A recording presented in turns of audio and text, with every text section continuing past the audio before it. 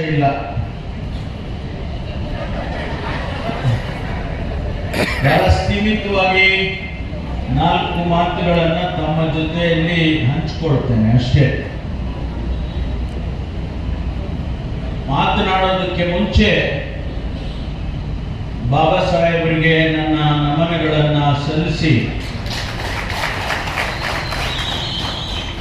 ಇವತ್ತು ದಲಿತ ಹೋರಾಟ ಈ ದೇಶದಲ್ಲಿ ಹೊಸದೇನಲ್ಲ. ಸ್ವತಂತ್ರ ಪೂರ್ವದಲ್ಲಿ, ಸ್ವತಂತ್ರದ ನಂತರ ಹೋರಾಟ ನಡೆದಿದೆ. ಆ ಹೋರಾಟ ಇನ್ನೂ ಕೂಡ ಮುಂದುವರೆದಿದೆ. ಎಲ್ಲಿ ಮುಗಿಯುತ್ತೆ ಅಂತ ಗೊತ್ತಿಲ್ಲ ನನಗೆ. ಈ ದೇಶದಲ್ಲಿ ಭೂಮಿ ಎಲ್ಲರಿಗೂ ಸಿಗ್ಬೇಕು. ಭೂಮಿ ಇದ್ರೆ ಅವನು ಭೂಮಿಯ ಒಡೆಯ ಅಂತ ಅನ್ನಿಸ್ಕೊಳ್ತಾನೆ. ಆದ್ರೆ ಅನೇಕ ಕಾರಣಗಳಿಂದ ಆ ಒಡೆತನ ನಮಗೆ ಸಿಕ್ಲಿಲ್ಲ ಅನ್ನೋದು ಇವತ್ತು ಬಹಳಷ್ಟು ಜನರಿಗೆ ಈ ದೇಶದಲ್ಲಿ ನೋವಿದೆ. ಶಿಕ್ಷಣ ಸಿಗಬೇಕು. ಶಿಕ್ಷಣ ಸಿಕ್ಕಿದ್ರೆ, ನೀವು ವಿದ್ಯಾವಂತರಾದ್ರೆ ಪ್ರಜ್ಞೆ ಬರುತ್ತೆ. ಪ್ರಶ್ನೆಯನ್ನ ಕೇಳುವಂತ ಶಕ್ತಿ ಬರ್ತದೆ.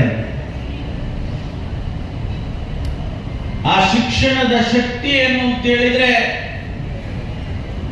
ವ್ಯಕ್ತಿಯನ್ನ ಬದಲಾಯಿಸುವಂತ ಶಕ್ತಿ ಆ ಶಿಕ್ಷಣಕ್ಕಿದೆ. ಅದು ಸಿಗಬೇಕು. ಮಾನ್ಯ ಕೃಷ್ಣಪ್ಪನವರು 4 ಬೇಡಿಕೆಗಳನ್ನ, 4 ವಿಷಯಗಳನ್ನ ಇಟ್ಟಿದ್ದಾರೆ ಅಂತೇಳಿ ಸಹೋದರಿ ಇಂದ್ರಮ್ಮ ಹೇಳಿದ್ರು. ಸೂರು ಸಿಗಬೇಕು, ಶಿಕ್ಷಣ ಸಿಗಬೇಕು, ಭೂಮಿ ಸಿಗಬೇಕು, ವಸತಿ ಸಿಗಬೇಕು. ಇದಕ್ಕಾಗಿ ನೀವೆಲ್ಲರೂ ಕೂಡ ಇವತ್ತು ಹೋರಾಟಗಳನ್ನ ಮಾಡಿಕೊಂಡೇ ಬಂದಿದ್ದೀರಿ. ನಾನು ಹೆಚ್ಚು ಈ ಕಡೆ ವಾಲೋದಿಲ್ಲ ಈಗ, ಯಾಕೆಂದ್ರೆ ನನ್ನ ಮಾತೆ ಬೇರೆ ಆಗ್ಬಿಡುತ್ತೆ ನಾನು ಈ ಕಡೆ ವಾಲಿದ್ರೆ. ಆದ್ರಿಂದ ಬಹಳ ಸೂಕ್ಷ್ಮತೆಯನ್ನ ಅರ್ಥ ಮಾಡಿಕೊಂಡು ನಾನು ತಮಗೆ ಒಂದು ಭರವಸೆಯ ಮಾತನ್ನ ಹೇಳೋದಕ್ಕೆ ಬಂದಿದೆ. ಆ ಭರವಸೆ ಏನು ಅಂತ ಹೇಳಿದ್ರೆ, ಸಹೋದರ ಶಂಕರ್ ಅವರು ಹೇಳಿದಾಗೆ ಕಾಂಗ್ರೆಸ್ ಪಕ್ಷಕ್ಕೆ ದಲಿತರೇ ಶಕ್ತಿ. ದಲಿತರು, ಹಿಂದುಳಿದವರು, ಅಲ್ಪಸಂಖ್ಯಾತರೇ ಶಕ್ತಿ ಅನ್ನೋದನ್ನ ಕಾಂಗ್ರೆಸ್ ಪಕ್ಷ ಅರ್ಥ ಮಾಡಿಕೊಂಡಿದೆ. ಆದ್ರೆ ಆ ಸಮುದಾಯಗಳಿಗೆ ಸಮಸ್ಯೆಗಳನ್ನ ಬಗೆಹರಿಸತಕ್ಕಂತ ಜವಾಬ್ದಾರಿ ಕೂಡ ನಮಗಿದೆ ಅಂತೇಳಿ ನಾವು ಅರ್ಥ ಮಾಡ್ಕೊಂಡಿದ್ದೇವೆ. ನಾನು ನಮ್ಮ ಪಕ್ಷದ ಪ್ರಣಾಳಿಕೆಯನ್ನ ಆ ಸಮಿತಿಯ ಅಧ್ಯಕ್ಷನಾಗಿ ನನ್ನನ್ನು ಮಾಡಿದೆ. ಅನೇಕ ವಿಷಯಗಳನ್ನ ಆ ಪ್ರಣಾಳಿಕೆಯಲ್ಲಿ ಸೇರಿಸಿದ್ದೇನೆ. PTL ಕಾಯ್ದೆ, PTCL ಕಾಯ್ದೆಯನ್ನು ಕೂಡ ಅದರಲ್ಲೇ ನಾವು ಸೇರಿಸಿದ್ದೆ. ಶಂಕರ್ ಅವರು ಅವರೆಲ್ಲ ಸಲಹೆಗಳನ್ನು ಕೊಟ್ಟಿದ್ರು ಅಂತ ಹೇಳಿ ನಾವೆಲ್ಲ ಆ ಒಂದು ಪ್ರಣಾಳಿಕೆಯನ್ನ ತಯಾರು ಮಾಡುವಾಗ ಸೇರಿಸಿದ್ವಿ. ಅನೇಕ ವಿಚಾರಗಳನ್ನ ಇವತ್ತು ಸರ್ಕಾರದ ಗಮನದಲ್ಲಿ ಇಟ್ಕೊಂಡಿದ್ದೇವೆ.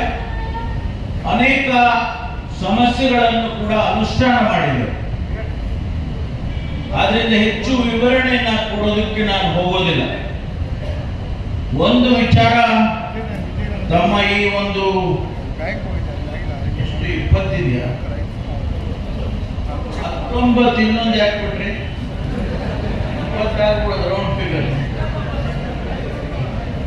19 ಬೇಡಿಕೆಯನ್ನ ಕೊಟ್ಟಿದ್ದಾರೆ ನಮ್ಮ ಮಾವಳಿ ಶಂಕರ್ ಅವರು. ಪ್ರತಿಯೊಂದು ಬೇಡಿಕೆಯೂ ಕೂಡ ಸರ್ಕಾರ ಗಮನಿಸಬೇಕಾದಂತ ವಿಷಯಗಳನ್ನೇ ಅವರು ಕೊಟ್ಟಿದ್ದಾರೆ. ಹಾಗಾಗಿ ನಾನು ಆ ಬೇಡಿಕೆಗಳನ್ನ ಗಮನಿಸಿದ್ದೇನೆ. ಮುಂದಿನ ವಾರ, ಜಾಸ್ತಿ ದಿವಸ ತಗೊಳಕ್ ಹೋಗೋದಿಲ್ಲ, ಮುಂದಿನ ವಾರ ತಮ್ಮನ್ನೆಲ್ಲರನ್ನೂ ಕೂಡ ಪ್ರತಿನಿಧಿಗಳನ್ನ ಕರೀತೇನೆ. ವಿಧಾನಸೌಧದಲ್ಲಿ ನಮ್ಮ ಈ ಸಮುದಾಯದ ಪ್ರತಿನಿಧಿಗಳನ್ನ ಕರೀತೇನೆ, ಅಧಿಕಾರಿಗಳನ್ನು ಕರೀತೇನೆ. ಸಂಬಂಧಪಟ್ಟ ಅಧಿಕಾರಿಗಳನ್ನ, ನಮ್ಮ ಜನಪ್ರತಿನಿಧಿಗಳನ್ನ ಮತ್ತು ಯಾರ್ಯಾರು ಅದಕ್ಕೆ ಸಂಬಂಧಪಟ್ಟಂತವರಿದ್ದಾರೆ ಅವರೆಲ್ಲರನ್ನು ಕೂಡ ವಿಧಾನಸೌಧದಲ್ಲಿ ಕರೀತೇನೆ.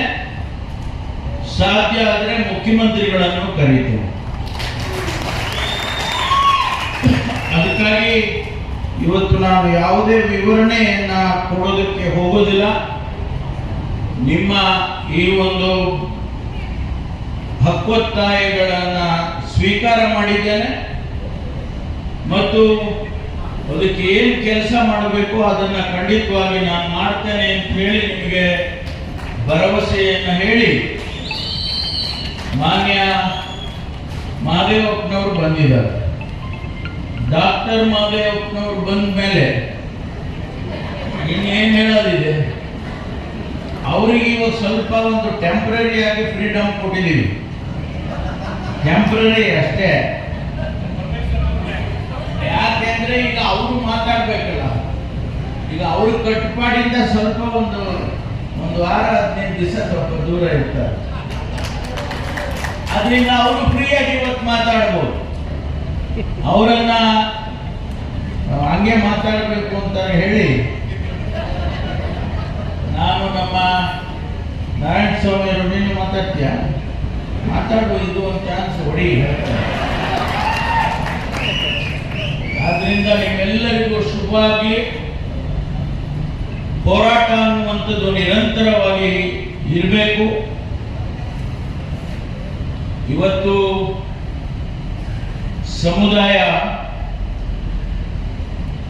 ಬಹಳಷ್ಟು ಸಮಸ್ಯೆಗಳನ್ನ ಎದುರಿಸ್ತಾ ಇದೆ.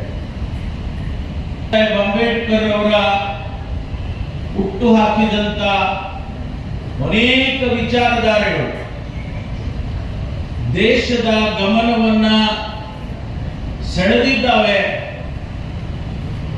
ಅದಕ್ಕೆ ಉತ್ತರ ಬಾಕಿ ಇದೆ. ಒಂದು ಮಾತನ್ನ ಈ ಸಂದರ್ಭದಲ್ಲಿ ಹೇಳೋದಕ್ಕೆ ಬಯಸ್ತೇನೆ. ನಾವೆಲ್ಲ ಕರ್ನಾಟಕದಲ್ಲಿ ಇರ್ತಕ್ಕಂಥವರು, ದಲಿತ ಸಮುದಾಯಕ್ಕೆ ಸೇರಿದವರು, ಒಂದು ಹಂತದಲ್ಲಿ ನಾವು ಅನೇಕ ಸಮಸ್ಯೆಗಳಿಂದ ದೂರ ಇದ್ದೇವೆ. ಅದೇ ಬೇರೆ ರಾಜ್ಯಗಳಲ್ಲಿ, ಉತ್ತರ ಭಾರತದಲ್ಲಿ ಅನೇಕ ರಾಜ್ಯಗಳಲ್ಲಿ ಹೋಗಿ ನೋಡಿದ್ರೆ